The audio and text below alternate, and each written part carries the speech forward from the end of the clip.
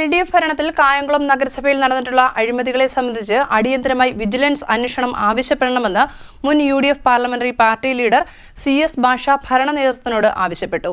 ഇതിനായി അടിയന്തര കൗൺസിൽ യോഗം വിളിച്ചുകൂട്ടാൻ കത്ത് നൽകിയെന്നും ഭാഷ അറിയിച്ചു.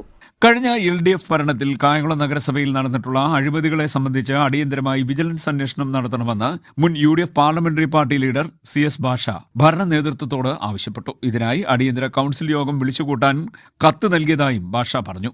കഴിഞ്ഞ LDF ഭരണകാലത്ത് നിർമ്മിച്ച OWC പ്ലാന്റിൻ്റെ പ്രവർത്തനവുമായി ബന്ധപ്പെട്ട് ഒട്ടനവധി ആക്ഷേപങ്ങളാണ് സമൂഹത്തിൽ നിലനിൽക്കുന്നത്.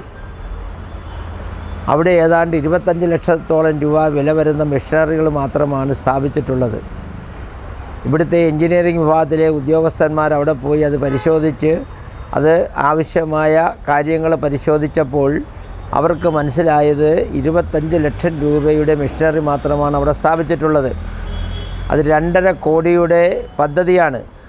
ആ പദ്ധതിക്ക് 32 ലക്ഷം രൂപ ഇവിടുന്ന് അഡ്വാൻസായി കൊടുത്തിട്ടുണ്ട്.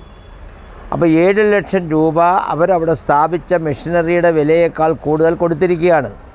ഈ സാഹചര്യം നിലനിൽക്കുമ്പോഴാണ് ഇവിടെ നിന്നും പോയ നഗരസഭാ സെക്രട്ടറി ഇവിടുത്തെ മുനിസിപ്പൽ എഞ്ചിനീയറിംഗ് വിഭാഗത്തിനെ വിളിച്ച് തൻ്റെ ചേംബറിലിരുത്തി അവർക്ക് 90% പൈസ കൊടുക്കണം എന്ന് വാക്കാൽ ആവശ്യപ്പെട്ടത്.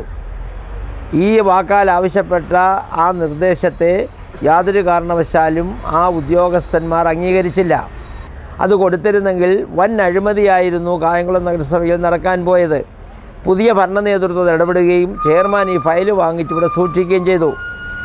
ആ ചെയർമാൻ്റെ ഫയല് ചെയർമാൻ്റെ ചേംബറിൽ നിന്നും അടിച്ചു മാറ്റാൻ നടത്തിയ ശ്രമമാണ് ക്യാമറ ഓഫ് ചെയ്തിട്ട് ഇവിടെ ആരോ കയറി പരിശോധിച്ചു എന്ന് പറയുന്നത്. OWC പ്ലാന്റുമായി ഉണ്ടായിരിക്കുന്ന ദുരൂഹതകളും അഴിമതിയും പുറത്തു വരണമെങ്കിൽ ഇതുമായി ബന്ധപ്പെട്ട് അടിയന്തരമായി വിജിലൻസ് അന്വേഷണം ആവശ്യപ്പെടണം. ഞാൻ ഇന്ന് മുനിസിപ്പൽ ചെയർമാന് കത്ത് കൊടുത്തിട്ടുണ്ട്. അടിയന്തരമായി ഈ വിഷയം അജണ്ടയായി വെച്ച് കായംകുളം നഗരസഭയുടെ കൗൺസിൽ യോഗം വിളിച്ചുകൂട്ടി ആ കൗൺസിൽ യോഗത്തിൽ വിജിലൻസ് അന്വേഷണം ആവശ്യപ്പെടുന്ന തീരുമാനമെടുക്കണമെന്ന് ആവശ്യപ്പെട്ടിട്ടുണ്ട്. ആ തീരുമാനം എടുത്തില്ല എങ്കിൽ ഞാൻ എൻ്റെ വ്യക്തിപരമായ രീതിയിൽ വിജിലൻസിൽ പരാതിയുമായി പോകും. ജൈവമാലിന്യ സംസ്കരണത്തിനായി സ്ഥാപിച്ച പ്ലാന്റ് പ്രവർത്തനക്ഷമമല്ല. 2 കോടിയിൽ പരം വരുന്ന യന്ത്ര ഉപകരണങ്ങളാണ് ഇതിനായി സ്ഥാപിക്കപ്പെട്ടത്. എന്നാൽ 25 ലക്ഷം രൂപ മാത്രം വിലമതിക്കുന്ന യന്ത്രങ്ങൾ സ്ഥാപിച്ച് എസ്റ്റിമേറ്റ് തുകയുടെ 90% പണം അടിച്ചുമാറ്റുവാൻ ഭരണ നേതൃത്വം ഉദ്യോഗസ്ഥ വൃന്ദവും നടത്തിയ ശ്രമത്തെ തടഞ്ഞ മുനിസിപ്പൽ എഞ്ചിനീയറുടെ അടിയന്തര സ്ഥലമാറ്റം ഇതിന് പിന്നിൽ പ്രവർത്തിക്കുന്ന ലോബിയുടെ ശ്രമഫലമായിട്ടുണ്ടായതാണെന്ന് ഭാഷ പറഞ്ഞു. നഗരസഭയിലെ വിവിധ പദ്ധതികളുമായി ബന്ധപ്പെട്ട് ഇപ്പോൾ ഉണ്ടായിരിക്കുന്ന നഷ്ടം ഉപകരണങ്ങൾ മറ്റും വാങ്ങിയവരിൽ നിന്നും ഈടാക്കുവാൻ അടിയന്തര നടപടി കൗൺസിൽ സ്വീകരിക്കണമെന്നും CS ഭാഷ പറഞ്ഞു. CDNet news, Kayamkulam.